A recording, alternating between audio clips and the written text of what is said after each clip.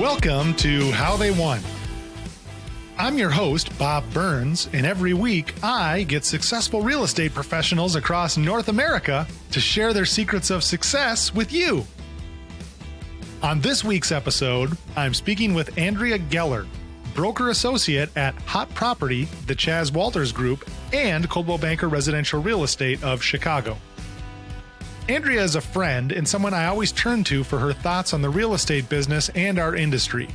During our conversation, Andrea and I discussed, believe it or not, Bruce Springsteen. Andrea is a huge Bruce fan. We talked about some advice that Andrea has for veterans of our industry to remain relevant and flexible as the business changes, how to compete on your own terms, Andrea's not-so-secret weapon that has given her an edge in the business throughout her 20-plus years, how 1% different is 100% better in real estate, a few simple suggestions that'll make our industry better overall for everyone, some emerging trends that are already shaping the future of housing, the power of good questions to better serve your customers, and a host of other great ideas. I hope you enjoy this conversation as much as I did. And remember, if you're finding value in How They Won, please remember to subscribe, review, and share the podcast with your friends. That's how we're going to create a rising tide that lifts all ships in this industry. I really, really appreciate everything that each of you does to help spread the word about How They Won. Now, enough of that. Let's get on with the show. This week's episode is brought to you by Leaders Edge Coaching. Full disclosure, I am a trainer and a coach with Leaders Edge, but like you, I can choose to do business with anyone, but I choose to work with Leaders Edge. Leaders Edge has the right experience, knowledge, and tools to help you take your business to the next level. Whether that means closing more transactions, or improving your work-life balance, or building a team the right way, the coaches and staff at Leaders Edge can help you achieve your goals. For more information, email coaching@howtheywon.com. That's coaching@howtheywon.com.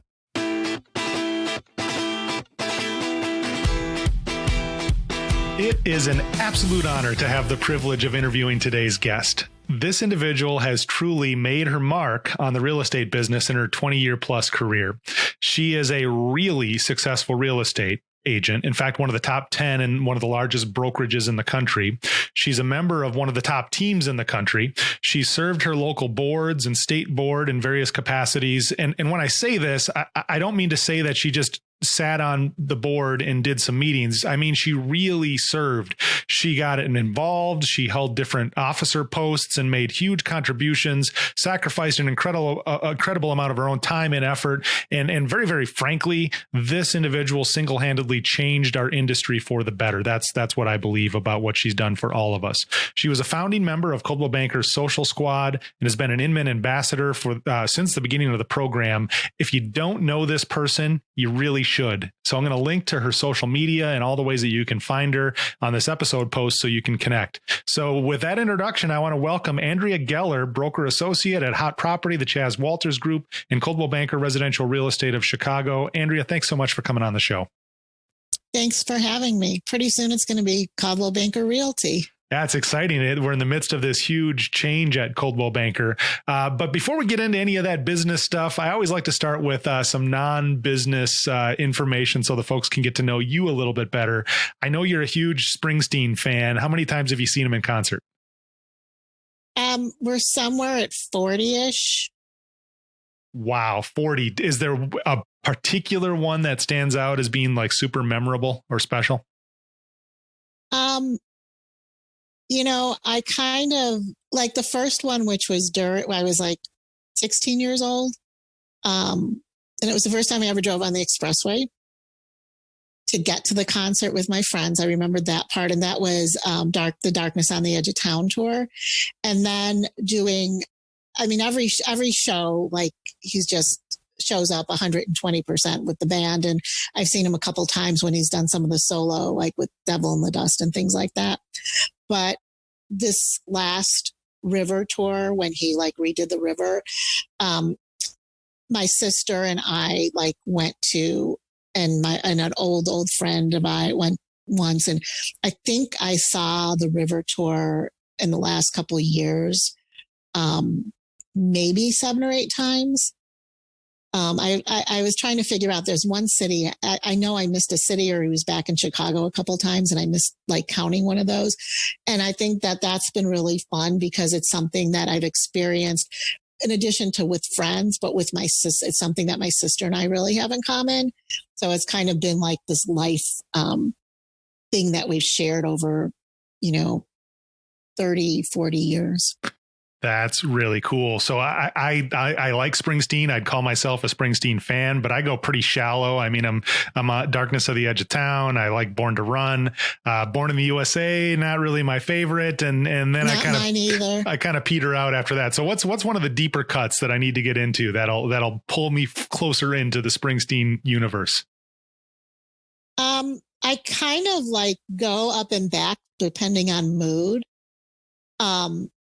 I've been into a lot of the Tunnel of Love stuff, like listening to on like Amazon Radio lately in the car. And I didn't realize when I was thinking back, that's the album, which wasn't an album that stuck out. The River, like, I think after just sing it, like there isn't a bad song on it. And the songs are like kind of go all over the board. So it just kind of depends on like my mood, and what songs pop out at me. There's a lot on the Wrecking Ball, which is one of his newer albums, that just kind of like bring out the spirit of the world right now, I think.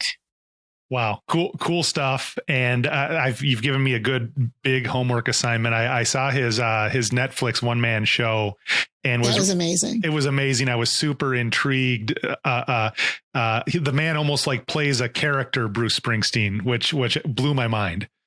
But anyway, we could talk Bruce all day. I have so much to learn, but I want to get into the business side. And frankly, Andrea, a lot of times on this show, I like to ask guests to give advice to agents getting started in the business, but I want to go in a different direction with you. You've been doing this a long time. And one thing I've always really admired about you is your ability to evolve, adapt, stay current with the business and kind of ahead of the curve. So with that in mind, what advice would you give to some of the industry veterans that are listening to this podcast to remain relevant and flexible as the economy, the industry, the business changes? I think the thing is just ongoing education, whether it's your brokerage. And I think, there's so much of this thing about one brokerage being better than another brokerage being, there's different business models that work for different people. For the bulk of my career, I've been with Coldwell Banker, as you know. I tried 2 other things, and I actually started with a developer very shortly, for a short period of time in my career, when I got my license. And I will tell you, like, for me, the business model I'm in, that's where I've been most successful. So I came back to it. There's no, a lot of agents think you go somewhere else, and if that doesn't work out, you go somewhere else. There's no shame in going back to something that you found out, it did actually work better. It was a better fit. So I think that's one of the things. And I also think that it's using every brokerage should have the comparable tools. They're all a little bit different, but they all should do what you need to have done to be working in this market today. And like this is a perfect example that just happened this morning. I went on a listing appointment, and Coldwell Banker now has this product to compete in the iBuyer. And it was the first listing I've taken that actually fits into the parameters of what an iBuyer would typically, iBuyer vendor would typically take. So I went onto the app and I put it in, because when I go back to this person with pricing, I want to go back being able to present him with all of the options in today's marketplace, but also show him, and in this particular case, the iBuyer is not going to get him his best and highest anywhere near it, because of the parameters. So it's really just, things change. And in this world, things used to change slowly. And in the last, I would say 25 years, things just have changed. And it's not just this industry. Things have changed in the world. The way we shop, the way we communicate, the way we spend, all of that continuously changes. And right now we're in I think people are very sensitive.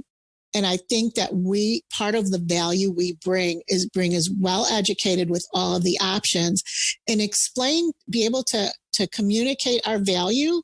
We need to also communicate why certain things are in their best interest, or be able to present those options. So rather than like saying, oh, this iBuyer thing's never going to last, it might not last. And we're seeing, Purple Brick's already pulled out of the market. We're seeing very low profit. We're seeing very low, there's more people doing it, but rather than picking up more, like a significant amount of market share, they more seem to be taking away from each other. And so they're having to put different like options onto these buyers to entice them. And like whether it's, one brand versus another, they all have something that's basically the same with a few different options. But in the end, it's how much are you going to sell your home for, and what makes most sense, and timing, and how much you're going to walk away from. What is your individual position? So there's a lot to unpack with what you just said. So I want to dig in a little bit to some of the themes, and I know you've got more to add on this, Andrea. One of the things you just mentioned is these, for lack of a better term, let's call them disruptors, these so-called alternate models or iBuyers, or all of these non-traditional real estate companies. Something that you just said that I think is really, really interesting is it seems like in their limited sphere, there's a certain type of customer or client that will want to embrace that kind of alternative model. And that space is occupied by a lot of overlapping value propositions. But there's this whole other portion of the market that's the traditional part of the market that doesn't behave that way. And we, in those of us in that part of the market, maybe have a little bit more elbow room to be who we are and be flexible and compete. Whereas if you're one of these 5 or 10 or 20 companies competing for the 5 to 10% of the market, you're always going to have a fight in that part of the market. So it's almost like the blue ocean strategy. Go to where the playing field is bigger and compete there, rather than where the playing field is smaller and crowded. Is that what you meant by what you just said? That's part of a good part of what I meant, but I also don't want to just push it aside because it's only 5 or 10%, because it is something as a associate with Coldwell Banker. If it is the right product for the client, I can offer that and still be part of the transaction. So the important thing is to be educated, to be able to offer it, to be able to explain it, and explain the options. Is it going to work well with that client, or isn't it going to work well with that client? Because if it's such a small segment, it's like the needle in the haystack client that'll work for. But you know what? Maybe one day it will work, and I'd rather be able to offer it, know about it, offer it, than lose the client. I think that's so smart. And it reminds me of a lesson I learned very, very early in my real estate career. So we were sitting around at a Tuesday sales meeting, maybe 19 years ago, 20 years ago. And there was a home warranty company that was presenting to our office. And our office manager was kind of pushing the home warranty a little bit. And the home warranty company was like, yeah, you should use us, and it's a big help for your clients. I, along with some of the other agents in the office, took the ostrich approach on that home warranty thing 20 years ago. Let them sell their own thing. I'm going to sell my thing. I'm going to ignore that and pretend it doesn't exist. Well, fast forward like a month later, it wasn't long after, I had just closed on a transaction on, I think it was on a Friday before like a Memorial Day weekend or something like that. It was a holiday weekend, and we were going for a long weekend to like a cabin or a lake home or something like that. Well, I got a call from my buyer who had just moved into the house, and their dishwasher was leaking all over the floor. And instead of going up north to the lake home, I spent the next 2 days trying to track down plumbers to fix their dishwasher. Whereas if I would have just told them about the warranty, not even sold the warranty, but just said, hey, here's a home warranty. It can help with unforeseen things in your house. I would have just been able to give them the 1-800 number and gone on vacation. And to me, that was an early lesson in pay attention. This business always changes and you need to know about these things, because really it's in our own self-interest as professionals and in the interest of our clients to be able to provide this stuff. So any stories like that in your business where you've seen other agents ignore something and you've learned about it and it's giving you an advantage? So often the home warranty, and it's really interesting because I work city proper, plus I work the North Shore suburbs, Northwest suburbs, and Western suburbs, and sometimes a little bit further out up into the northern counties like McHenry. And in the suburban markets, going back to the home warranty story, the suburban markets caught on very quickly because it's more single family homes.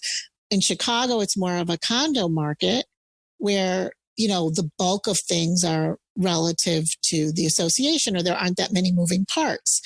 Well, I became familiar with the home warranty working in those suburban markets.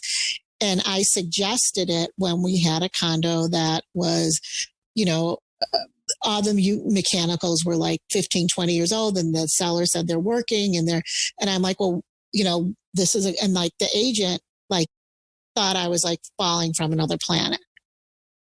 It was a condo in the city. Agent never stepped, I don't even think she drives, actually, thinking back on who that agent was. She walks to everything, or cabs, now Ubers. But the agent thought I was crazy and thought it was like, for a condo, it was like 400 or something at the time. And she was like, you know what? I'm like, I'll pay for it. Don't worry, I'll give it to my client and I'll pay for it. And it ended up that the furnace, like 2 days later, the furnace went out and the guy got a new furnace. And I called the agent and I said, that $400 would have been a really goodwill gesture. And she just didn't get it at the time. You would rarely see that home warranty agent in the Chicago offices because they didn't pay attention to her. And now it's, like you said, it's the norm. So we're seeing a lot of that. We're also, it switched from such a farm market to a client market. And that's how I've always been, because I got in the business with, even when I went from working directly for a developer, my jumpstart in business was representing developers for many years. And so these clients were coming from everywhere. I typically, there's not a whole lot of resales. There might be some, but I was became very early on, I typically became a client base versus a farm base, because these developments were all over the place. So I'm like, okay, I'll go wherever the listing was. And people are like, well, don't you work this neighborhood? Don't you work that neighborhood? Other agents. And it's like, well, no, my clients, wants to live here. My client's listing there or whatever. And I didn't know any better. And I went to these meetings and they were talking about how to build your farm. And I'm like, well, that's limiting. If you're only farming these 3 condo buildings, that's limiting you to, 600-700 people if it was a high rise, or this neighborhood, or I'm like, to me, that's so limiting. And so I've always sold. And now it's interesting because I'm probably closer to this for the last 12 months. I'm probably around 40% suburban, 60% city. You've touched on something that maybe it's why I've always been drawn to you when we connect at different industry events or things like that. I feel like for a business full of quote unquote independent contractors, our industry sure does a lot to punish nonconformity. You were an agent using a home warranty in a condo market. Right now, you're an agent utilizing some other tools that I want to get into that other agents are like ignoring or saying aren't valuable. And then it's the bucket of crab effect in real estate. Is one crab tries to crawl out of the bucket, the other agents try to pull the crab back down because we're all going to be miserable together rather than letting one person be successful. And I think that kind of nonconformist, like I'm going to think about what I do and how I do it, has been, at least from my point of view in your business, Andrea, a kind of a guiding factor for you. Would you say that's the case? I would say that. And my friend Chaz, who I rolled into his group when I came out of management and went back into selling, and it got to a point where I either had where the business changed and you either had to be like start a team or become part of a team. And he had a well-oiled machine. So it made more sense for me just to work with him. He's very much like that as well. And that's probably why we were drawn to each other, professionally and personally as friends. Because like, I never understood that, like in the box stuff, and I just like in every other industry, everybody tries to figure out, okay, how can we stand out? How can we be different? And it's like many times in this industry, it's like, why are you doing it that way when everyone else is doing it this way? And it's just like, then what's my value proposition? Right. 1% different in this business is 100% better. I think, and I want to think about that concept in different terms. Usually we think about this in terms of standing out or marketing or branding, but I think it also applies to some of the less sizzly parts of the business, some of the operational things, some of the ethical things, some of the legal things. Another thing I've always admired about you, Andrea, is you do the right thing even when no one's looking. And that can sometimes be difficult. I recently, not recently anymore, I guess 4 or 5 years ago, I moved to Des Moines, Iowa. And Des Moines, Iowa is a small market. And it seems like the smaller the smaller the fishbowl, the more nonconformity is punished, and the more people just do what we've always done. Now, in your business, you've, like I said, always done the right thing, even when nobody's looking. What do you think we need to do as an industry to make it easier to do the right things and harder to do the wrong things, even when no one's looking? I think we really need to make agents accountable. And we have a system. I mean, we have license law, but we also have the National Association of Realtors professional standard system. And we have a code of ethics. And I always find that agents are always afraid to file a complaint against another agent because they're afraid, A, to take the time, and B, that they're going to have to do a deal. And then it's going to end up being another deal that'll be pissed off. And if we don't hold each other accountable, then that's where it all breaks down. And people are blaming the industry for other people's bad behavior in the industry. But if you are not filing complaints, if you're not talking to their brokers, some things may be marginal on a complaint, but the behavior is bad. Talk to the broker. And if you are allowing this to continue to happen, then you are part of the problem. And it's really interesting because I sit on the grievance committee for Main Street Association of Realtors. And agents get so upset when they have these, because there's automatic fines and automatic cutoffs on central lock violations. And so if I gave you my central lock access, and you call in saying I can't get in and I'm using Andrea Geller central lock, they shut my central lock down. And that is a straight violation, that's a violation. And now we have citation violations, which are automatic fines.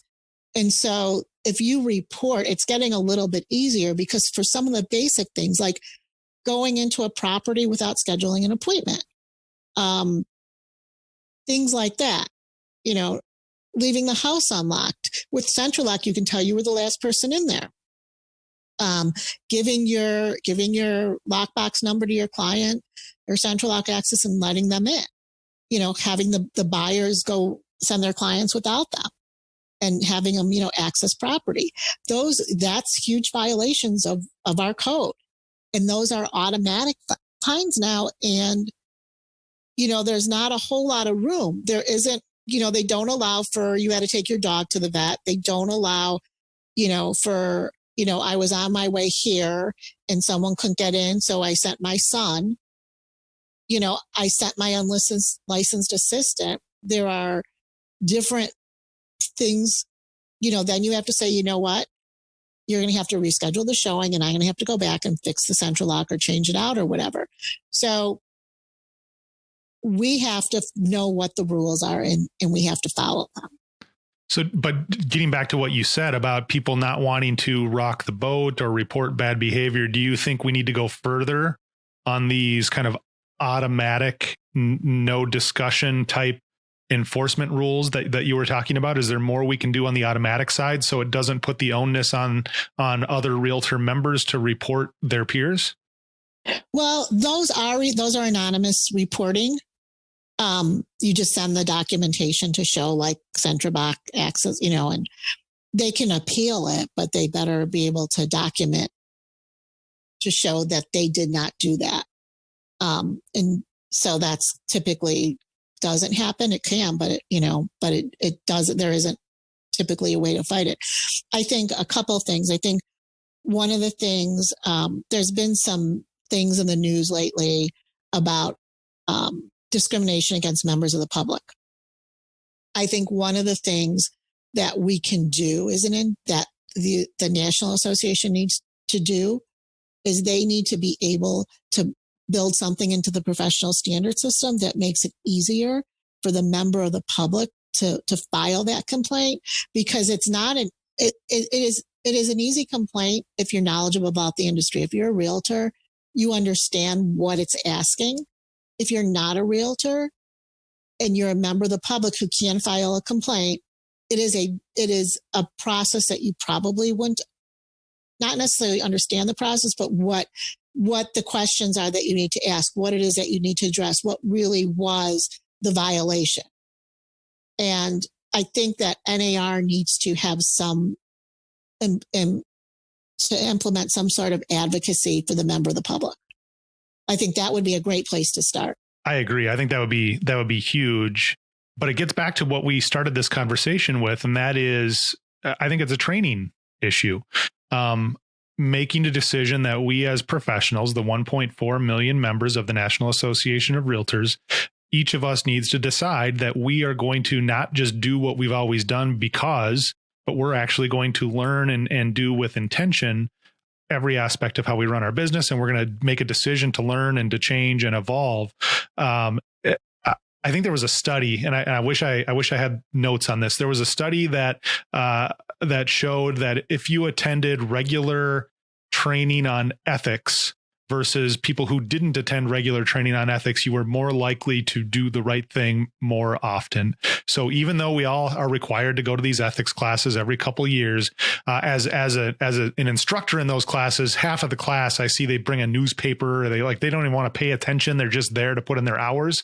So it's incumbent on me as the instructor to bring a fresh perspective, real life examples, engage the people that are there trying to get out of it. So I think the audience needs to pay attention. The membership needs to pay attention. The leadership needs to pay attention. This is the kind of stuff that you can't put on autopilot. It takes some attention and some intention every single day. If we put it on cruise control, it's just not going to happen, right? You've I'm sure seen that over your 20 years.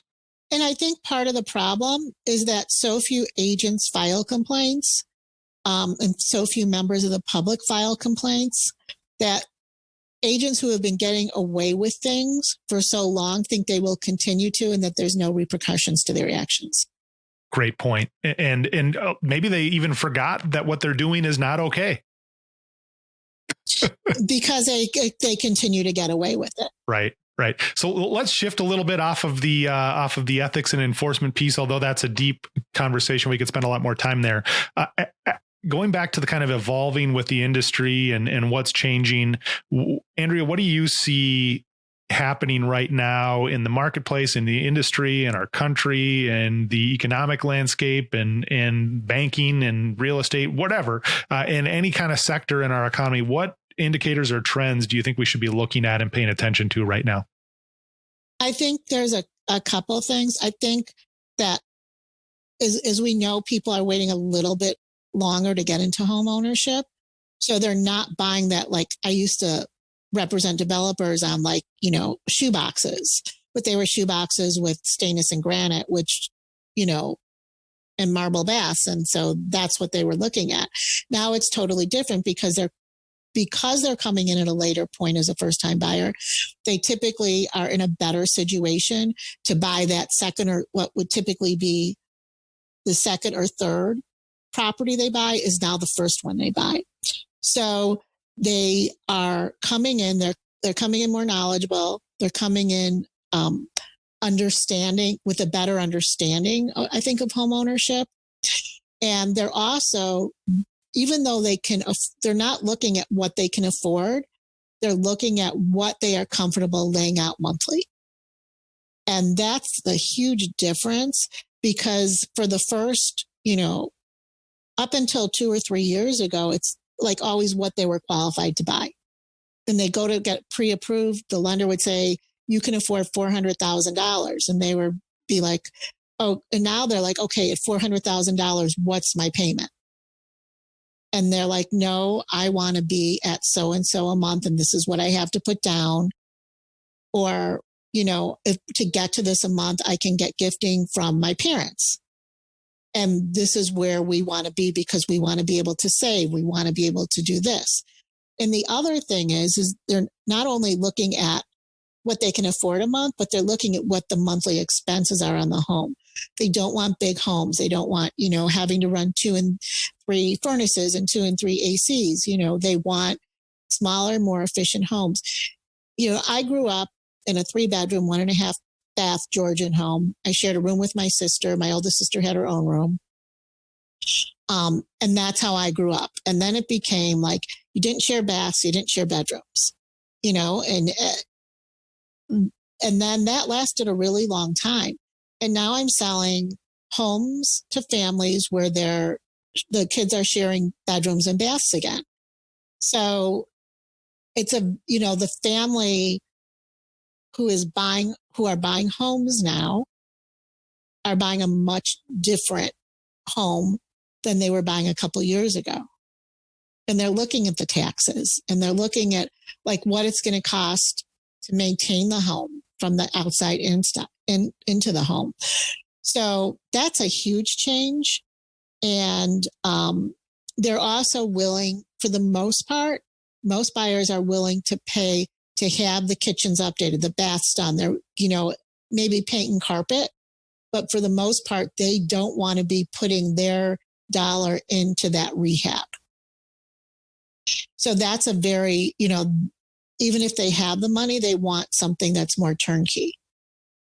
So a lot of really key things to not assume about our clients that you just outlined there, to not assume if they're pre-approved for 400,000 that we should be showing between, 400 and 425 and, planning to get people to stretch, but to actually ask the question, to not assume they're looking for that suburban McMansion, but to ask, what's your ideal living situation? So it kind of comes back to just asking good questions and engaging with our clients and not making assumptions about what we think they want, but finding out what they want and need.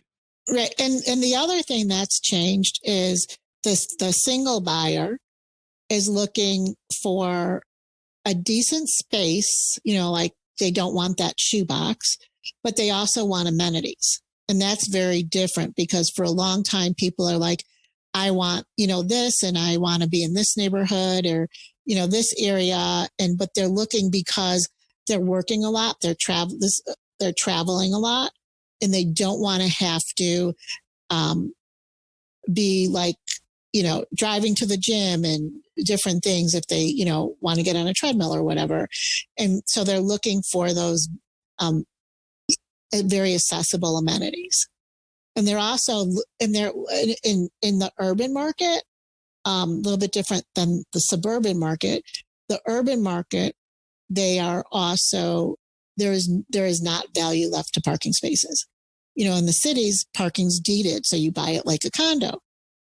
The buyers now, the value of that parking, they're like, well, they can sell, the seller can sell it to someone else. I'm not going to pay that extra $20 or $40 or $50,000, whatever it might be. If they want, we can negotiate in the price, but this is where I'm willing to go because that parking space has no value. I probably don't have a car.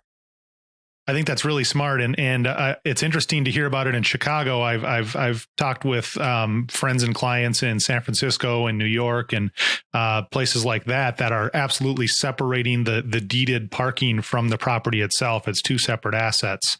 Of course, it would happen in Chicago too with the kind of density that you have, but this is the first I've heard about it. So that's super interesting.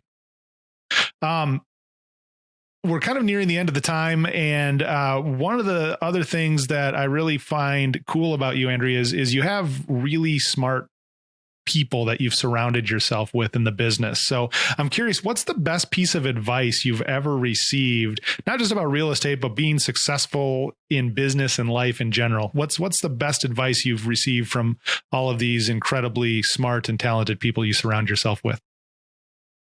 I would say, just, you can sleep at night, which I can, if you're doing the right thing.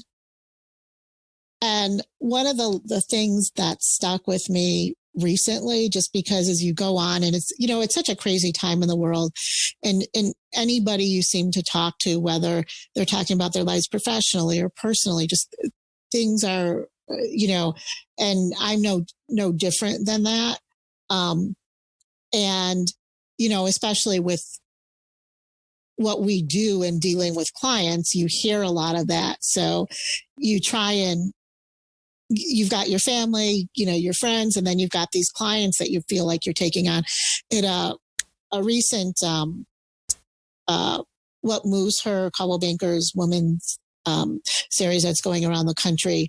They had the first one in Chicago a couple of weeks ago, and Sue Yanconi, who's I believe she's RVP of the Eastern and Midwest for Coldwell Banker. She spoke, and one of the things, there were just very few words, but they just keep in my mind. And she said, don't be sympathetic, be empathetic. She says, because you can care about them, have empathy for them. She's like, but if you become sympathetic, you're taking on their crap too. And I think that is really something that we all in present day need to really be careful about and really be empathetic. But people make decisions that they've somehow created. Not sometimes things fall upon you where there's losses or employment things and different things fall upon you that you can't control in your life. But there are also choices that people have made that have brought them to where they are, to where they're in this position. And so we can have empathy for them, but we can't take on our clients. We can't take, all of our clients. We can't take on all of our family members. We can't take all of our friends. We can't try and fix those things that they made those decisions to put themselves in that position. I think that's a fantastic note to end on. Don't let your empathy turn into sympathy. We can absolutely be empathetic. And I think that's one of the keys to living a good life and so impactful for ourselves and for our clients in this business. Andrea Geller with Coldwell Banker in Chicago, Illinois. Thanks so much for all of your advice. This was a great conversation. We really appreciate your time.